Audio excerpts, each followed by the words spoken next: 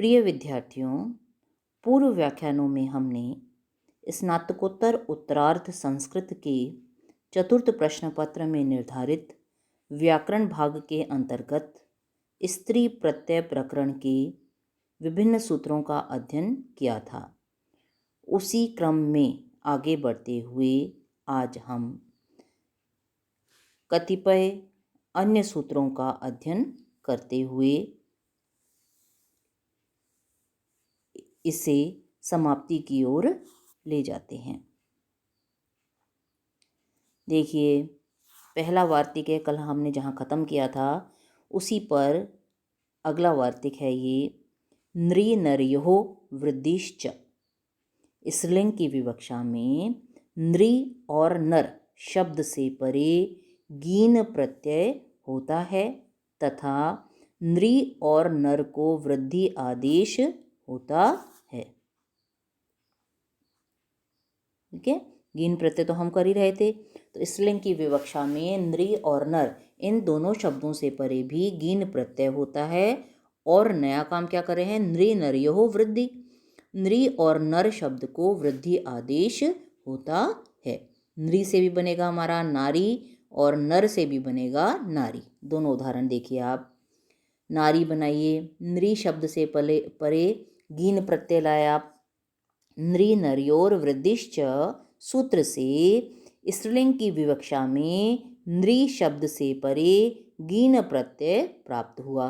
गीन में से ई शेष रह गया। अनुबंध लोप लिखिए इसके सामने, या फिर सूत्र लिखना है तो लशक्व तद्धिते सूत्र से प्रत्यय के आदि में स्थित गकार की संज्ञा, हलंत्यम सूत्र से अंतिम नकार की संज्ञा और तस्य लोप से आपने दोनों का ही लोप कर दिया, तो ई बचा आपका।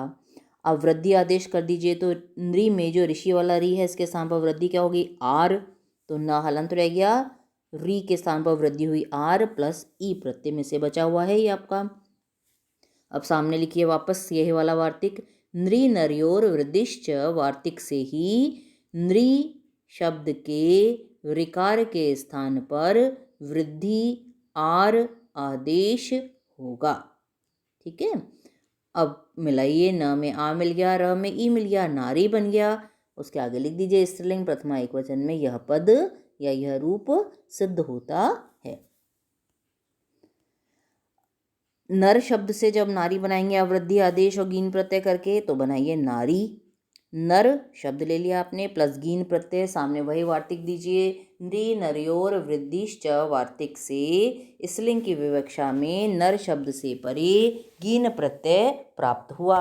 गीन में से ई बच गया। लशक व ददिते सूत्र से प्रत्यय के आदि में स्थित घकार की संज्ञा, हलंत्यम सूत्र से अंतिम नकार की संज्ञा और तस्य लोप से आपने दोनों का ही लोप कर दिया, या फिर अनुबंध लोप भी आप लिख सकते हैं। अब अगली पंक्ति में नर में जो न में विद्यमान अ है इसके स्थान पर वृद्धि कर दीजिए, तो हो गया ना रह ही आपका।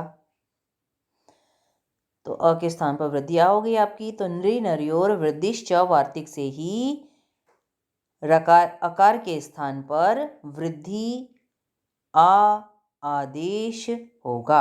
अ के स्थान पर वृद्धि क्या होती है? आ कर दिया आपने। अगली पंक्ति में नार में जो र है ये पूरा था, इसको हलंत कर दीजिए, अ का लोप कर दीजिए, तो नार हलंत हो गया प्लस ई। सामने सूत्र दे दीजिए आप। यचि भम सूत्र से आजादी प्रत्यय ई परे होने के कारण पूर्व शब्द समुदाय नार पूरा है कि भ संज्ञा होगी, और यस्यति च सूत्र से भ संज्ञक नार के अंत्य आकार का लोप हो जाएगा। अब नार हलंत हो गया आपका, प्लस ई है ही, मिला दीजिए नारी और उसके सामने लिख दीजिए स्त्रीलिंग प्रथमा एकवचन में यह रूप सिद्ध होता है। स्पष्ट है? अब अगला सूत्र है हमारा, ये महत्वपूर्ण सूत्र है आपका, युनस्ति। युनस्ति क्या कहता है आपका? युनः तिहि। तो युवन शब्द से परे स्त्रीलिंग की विवक्षा में ति प्रत्यय होता है। युवन शब्द से परे युनः ति, युनः यानी युवन का पंचमी षष्ठी का एक वचन है। तो युवन शब्द से परे स्त्रीलिंग की विवक्षा में ति प्रत्यय होता है। बनाइए युवती। युवन मूल शब्द हो गया आपका, प्लस ती प्रत्यय लाया आप, सामने दीजिए। युनस्ति सूत्र से युवन शब्द से परे स्त्रीलिंग की विवक्षा में ति प्रत्यय प्राप्त हुआ। युवन के न का लोप कर दीजिए, न हलंत का, तो युव प्लस ति उसके सामने दे दीजिए। न लोपः प्रातिपदिकान्तस्य, या फर्स्ट ईयर से सूत्र पढ़ते आ रहे हैं। न लोपः प्रातिपदिकान्तस्य सूत्र से प्रातिपदिक के अंत्य नकार का लोप हो जाएगा। न लोपः प्रातिपदिकान्तस्य सूत्र से युवन प्रातिपदिक के अंत्य नकार का लोप हो जाएगा।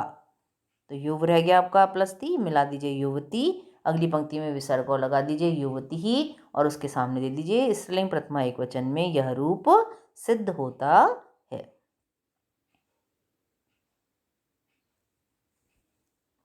स्पष्ट है? अब एक वार्तिक और देखिए आप। मत्स्य ज्ञाम य लोपः, मत्स्याम ज्ञाम, मत्स्य ज्ञाम य लोपः। तो गी ज्ञाम यानी गी सप्तमी एक वचन, गी परे होने पर मत्स्य मत्स्य शब्द के य लोपः यकार का लोप हो जाता है। गी यानी गीश या गीप प्रत्यय में से कोई भी एक यदि सामने विद्यमान है तो मत्स्य शब्द के अंत्य यकार का आप लोप कर दीजिए, है ना। तो उदाहरण बनाइए इसका। मत्सी, मत्स्य प्लस गीश प्रत्यय किया, जातेर स्त्री विषयात, जो आपका जो सूत्र था पूरा वही देंगे, हम पहले पढ़ चुके हैं बीच में। सूत्र से आपको मत्स्य शब्द से परे गीश प्रत्यय प्राप्त था, है ना, उपधा में यकार होने के कारण।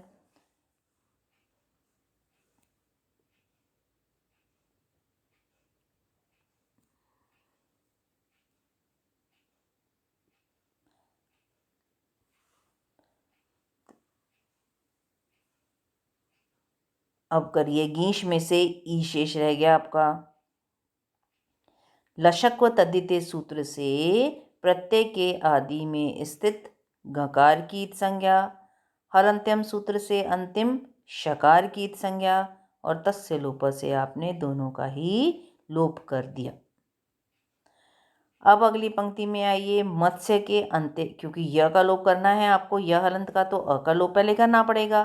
तो मत्स्य हलंत रह गया, प्लस ई है आपका, सामने दे दीजिए। यची भम सूत्र से अजादीय प्रत्यय ई परे होने के कारण पूर्व शब्द समुदाय मत्स्य की भ संज्ञा होगी, और यस्यति च सूत्र से भ संज्ञक मत्स्य के अंत्य अकार का लोप हो जाएगा। तो मत्स्य हलंत रह गया वो आपका, प्लस ई है ही प्रत्यय में से बचा हुआ। अब अगली पंक्ति में यह हलंत का लोप कर दीजिए, तो मत्स्य हलंत था आपका, मत्स्य प्लस ई रह गया। किससे किया आपने? मत्स्य ज्ञाम य लोपः सूत्र से गीश परे होने के कारण मत्स्य शब्द के अंत्य यकार का लोप हो जाएगा। क्लियर है? अब मत्स्य हलंत रह गया, इसमें ई मिला दीजिए, तो बन गया आपका मत्सी। पुनः ऐसा कैसा लिखकर स्त्रीलिंग प्रथमा एकवचन में यह रूप सिद्ध होता है। क्लियर है? अब इसको ध्यान से देख लीजिएगा आप, अगर कोई दिक्कत आए तो आप पूछ लीजिएगा। वैसे आनी नहीं चाहिए आपको, पर फिर भी अगर आती है तो आप इसको देख सकते हैं अच्छी तरीके से।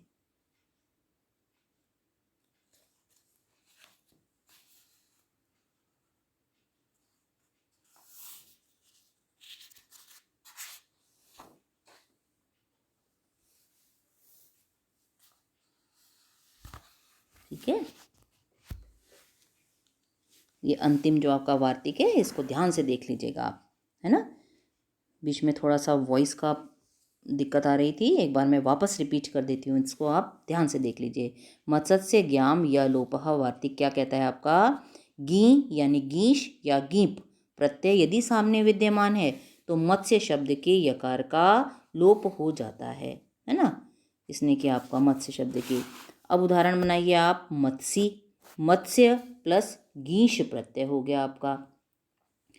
अब आपने किया यहाँ पे मत्स्य प्लस गीश प्रत्यय लाए तो जातेर स्त्री, ये जो पूरा सूत्र था आपका, जातेर स्त्री विषयात अयोपधात सूत्र से उपधा में यकार नहीं होनी चाहिए, लेकिन यहाँ तो है ना हमारी यकार उपधा वाले और नियत स्त्रीलिंगी से भिन्न, नियत स्त्रीलिंग से भिन्न जातिवाचक प्रातिपदिक से परे ही गीश प्रत्यय प्राप्त होता है ना। जातेर स्त्री विषयात अयोपधात सूत्र से यकार भिन्न उपधा वाले और नियत स्त्रीलिंग से भिन्न जातिवाचक प्रातिपदिक से परे ही स्त्रीलिंग की विवक्षा में गीश प्रत्यय होता है ना। तो है अतः इस सूत्र से तो आपको गीश प्रत्यय प्राप्त नहीं हो रहा था, लेकिन इस सूत्र पर हमने वार्तिक पढ़ा था योपद प्रतिषेधे हय गवय मुकय मनुष्य मत्स्यानाम अप्रतिषेधः।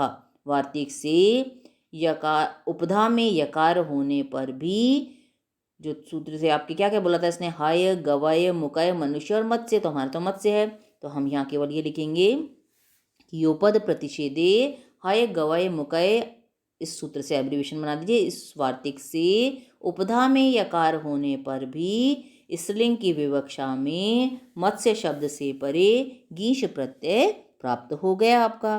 गीश में से ई बचाया आपने, सामने अनुबंध लोप। अब मत्स्य शब्द के अंत्य आकार का लोप कर दीजिए यचि भम और यस्येति च सूत्र की सहायता से।